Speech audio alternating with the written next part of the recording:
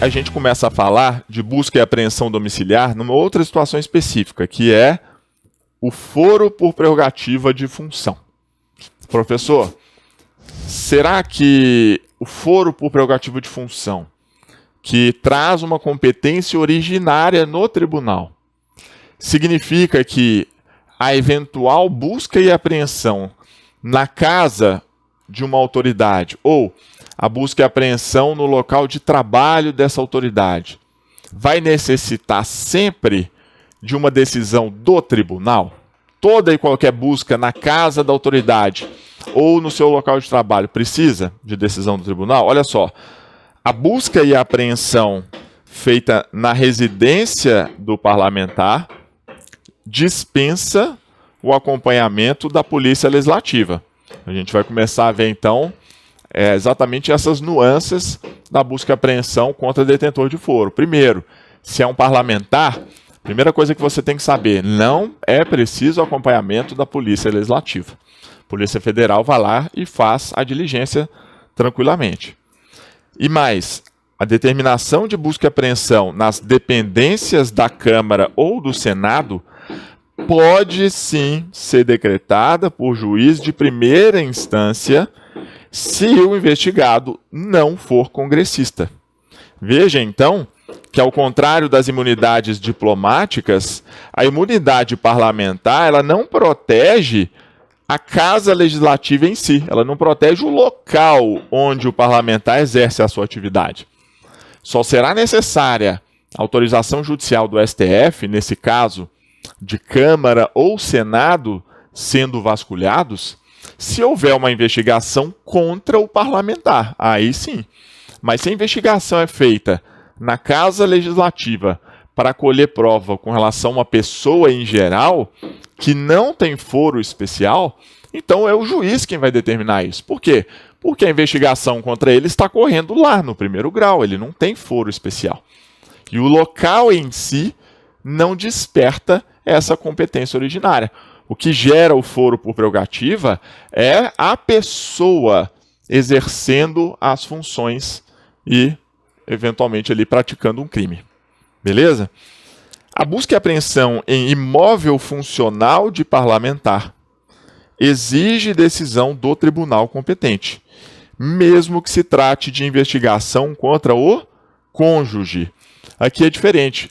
O imóvel funcional, aí é muito específico. Se você faz uma busca no imóvel funcional, é óbvio que vai encontrar ali pertences pessoais do parlamentar. É onde ele mora. É diferente da busca e apreensão na Câmara ou no Senado, em que não se trata de local exclusivo de um parlamentar determinado.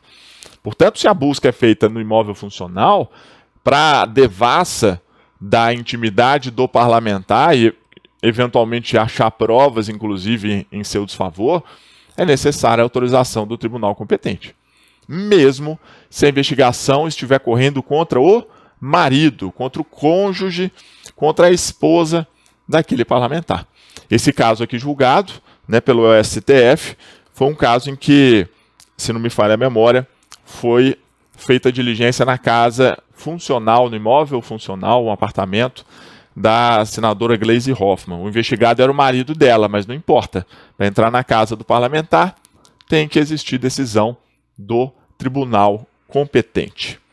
Bem, a busca e apreensão domiciliar, como a gente já sabe, pode ser decretada em diferentes hipóteses e a gente vai trazer agora a situação do mandado de busca e apreensão e qual é a leitura que os tribunais superiores fazem dessa situação.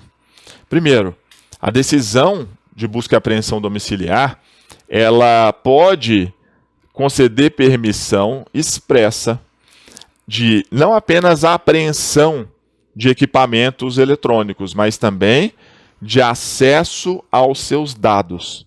E aí, esse mandado de busca e apreensão domiciliar, ele serve também para a quebra do sigilo de dados telemáticos, para a quebra do sigilo das mensagens armazenadas, não sendo necessário um novo mandado específico para acesso às mensagens. Deu para compreender?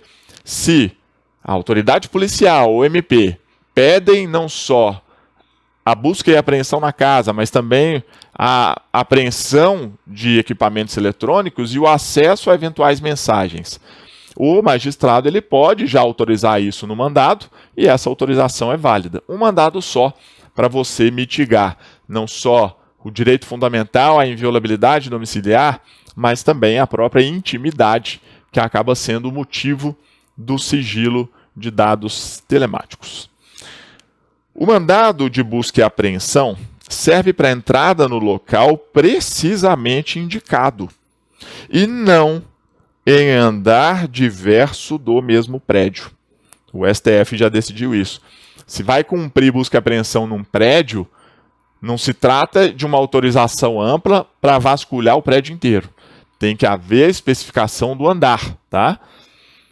Também não concede o mandado de busca e apreensão a possibilidade de, além de entrar na casa da pessoa física, passar a fazer diligência na sede da pessoa jurídica. Se o mandado especificou a casa de um empresário, é lá que a diligência vai ser feita. Não se pode dizer, mas é o presidente da empresa, então eu vou dar um pulinho lá na empresa agora. Negativo. A circunstância excepcional de entrega espontânea e voluntária de computador, que é de titularidade de um ente público, quando franqueada a sua apreensão pela autoridade responsável na unidade administrativa, revela-se compatível com a reserva de jurisdição, ainda que sobressalente ao mandado judicial. Professor, traduz aí. Significa que o agente público, se no cumprimento de uma diligência, ele voluntariamente permite o acesso a um computador que é público, que pertence àquela repartição, então essa entrega espontânea e voluntária é válida, tá? Ela é válida. Mesmo se não for no curso de um cumprimento de mandado de busca e apreensão. Tá? Aliás, se está sendo cumprido o mandado, esse mesmo mandado já pode autorizar a apreensão dos equipamentos públicos. Mas, se não há sequer determinação judicial, o agente público ele pode voluntariamente entregar esse computador para a autoridade policial, para o Ministério Público, e essa prova será lícita. Ela não dependerá necessariamente de uma prévia autorização judicial. Tranquilo? Agora, busca e apreensão domiciliar em flagrante delito. Olha o precedente marcante aí do STF. A entrada forçada em domicílio sem mandado judicial, portanto, não tem mandado, você só pode imaginar as outras duas situações. Ou consentimento do morador, ou determinação judicial. Por que aqui a determinação judicial está afastada? Porque nós estamos falando, mesmo em período noturno, o que só é possível exatamente no flagrante delito. Só pode entrar na casa forçadamente em flagrante se houver fundadas razões, devidamente justificadas a posteriori. Quando cair na sua prova, não se assuste com isso. De fato, a fundada razão ela pode ser justificada depois. O que não significa dizer que ela vai ser detectada depois. A detecção das fundadas razões é anterior à entrada na casa, claro.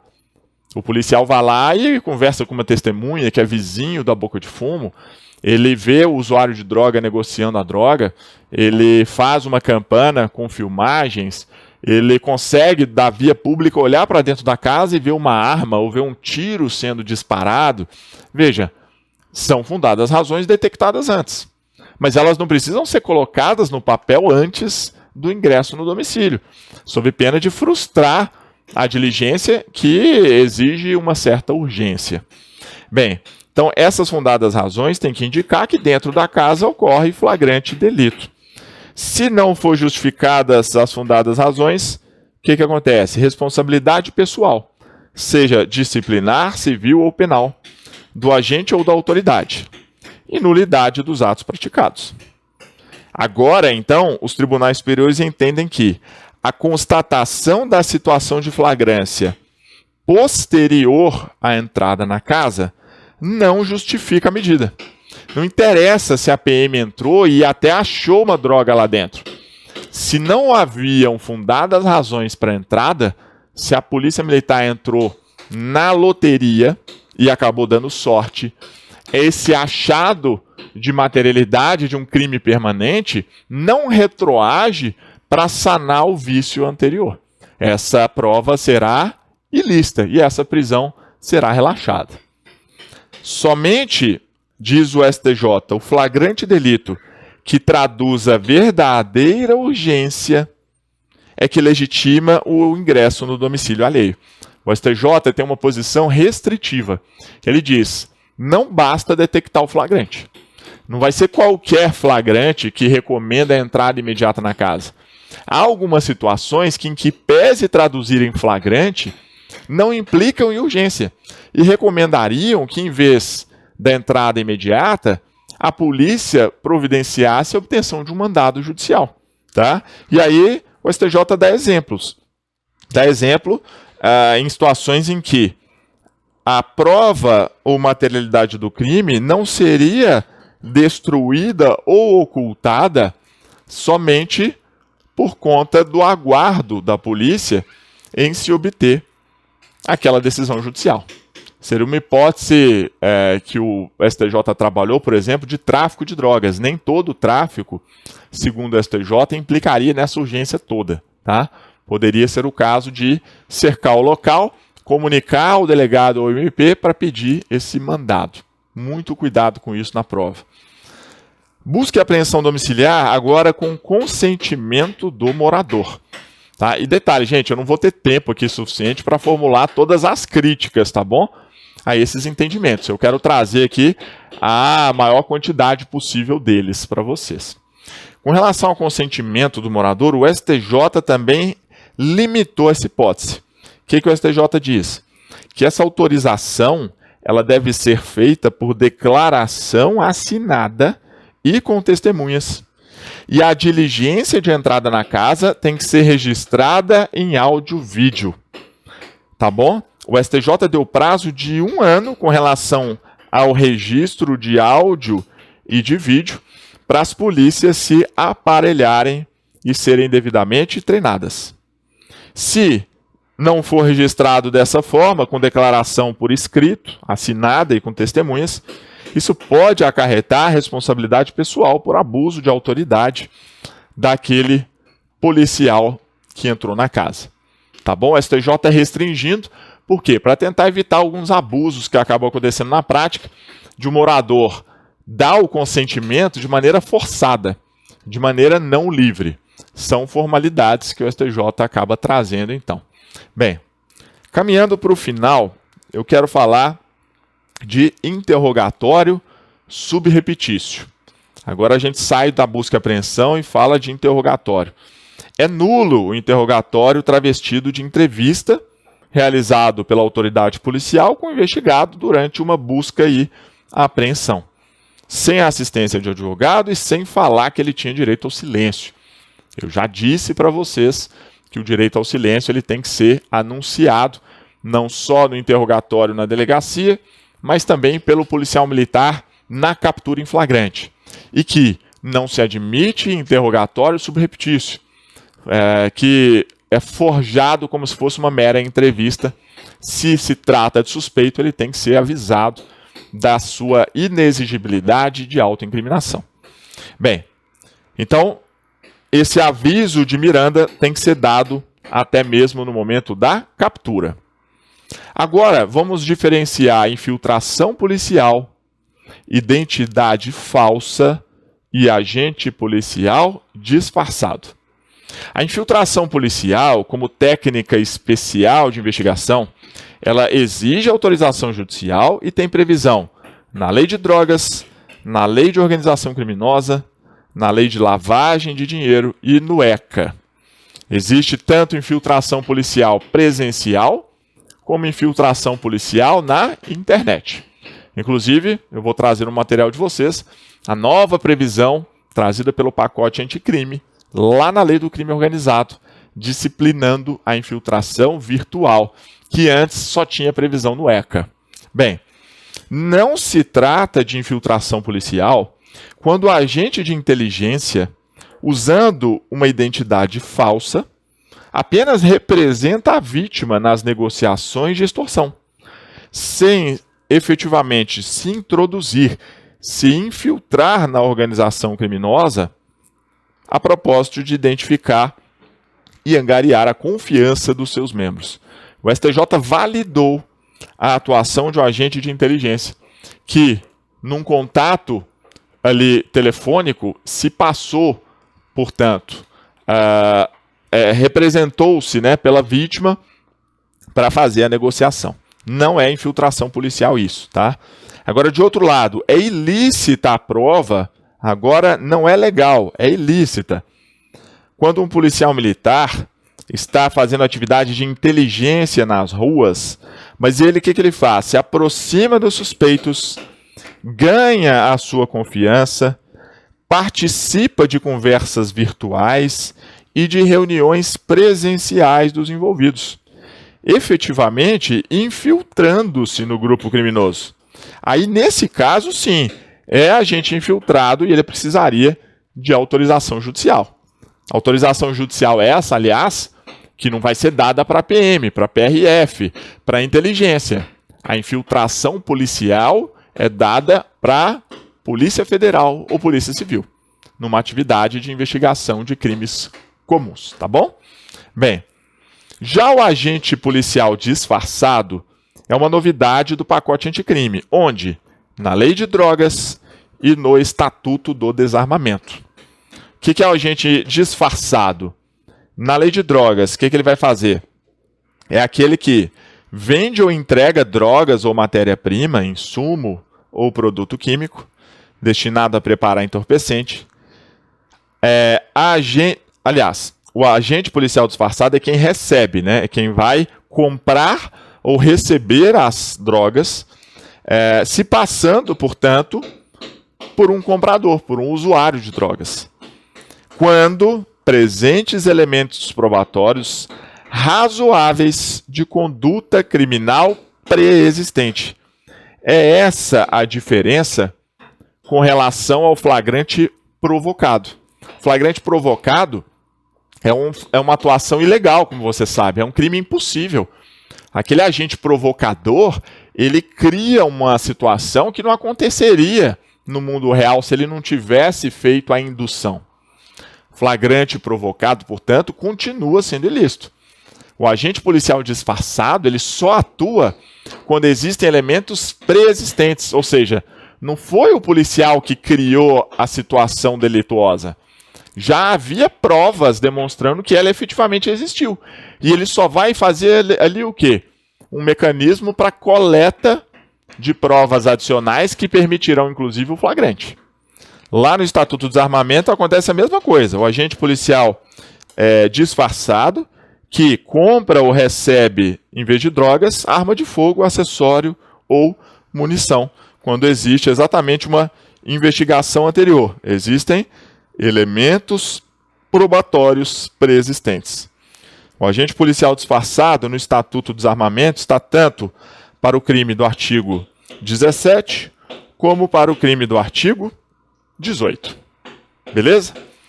E por fim, lembrem-se que o pacote anticrime agora introduziu a captação ambiental na Lei 9296. Antes não existia uma previsão expressa, minuciosa sobre a captação ambiental. Agora, no 8º-A, há a previsão de que ela pode ser feita com autorização do juiz, a pedido do delegado ou do membro do Ministério Público. Veja que aqui não há previsão de decretação de ofício pelo juiz. Diferente lá daquele artigo 3º que nós vimos, um artigo ultrapassado. Então, cuidado com isso. Captação ambiental por provocação, tá? E ela vai ser feita quando não houver outra forma, quando não tiver meios alternativos disponíveis. E com relação a infrações penais com pena máxima superior a 4 anos e nos seus crimes conexos. Tá bom? O prazo é igual ao da interceptação telefônica, 15 dias, renovável sucessivas vezes, demonstrada a indispensabilidade.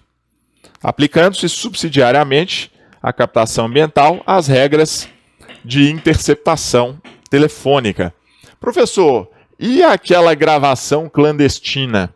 Seja uma gravação telefônica, seja uma gravação ambiental, de uma conversa ao vivo. Persiste o entendimento dos tribunais superiores, possibilitando o uso dessa prova em situações excepcionais.